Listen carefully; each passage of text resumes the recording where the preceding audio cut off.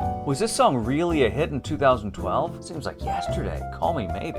Call Me Moby. Call Me Moby, rather. A children's illustrated book from New York cartoonist Lars Kenseth. And the surprising thing about this book, much like that sleeper song from 2012, is just how darn infectious and cute this book is. Call Me Moby. It has allusions of its whale of a tale ancestor, Moby Dick, but you don't have to be a high school kid to enjoy this book. You don't even have to read Moby Dick. It's been ages. Have I ever? Actually, I can't tell a lie. I've never read Moby Dick. Maybe I did. I forget. I forget all the classics I've read. You don't need to have read Moby Dick to enjoy this book, because this is a book about finding yourself. Because in this case, Moby, the whale, is just trying to be himself. Actually, quite the opposite. Moby's trying to be kind of a fake Moby, and he's trying to do things that other people think that he should do. You know, it's just he's not being his true self.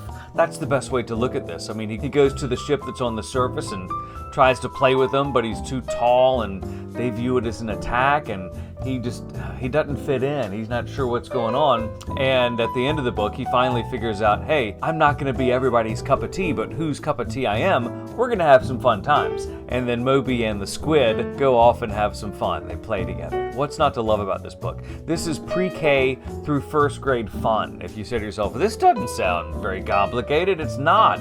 This is the book that's great for story time reading, circle time reading, from those pre-K to first grade kids. What's great about the book, though, you check out the illustrations. The illustrations are big and happy and goofy. They do the heavy lifting in the book because it feels like a cartoon book. I mean, you identify with the whale, Moby. You do. You're like, oh, I want to know this guy. This guy acts the way I do. Sweet. This guy acts the way I do sometimes when I don't really want to, when I'm trying to be myself, but I feel like I need to alter my personality a little bit to fit into that crowd or this crowd or whatever. Look at the illustrations. They're fun. Great storytime books can be stretched out or curtailed depending upon how much time the reader has, and that's what's great about this book.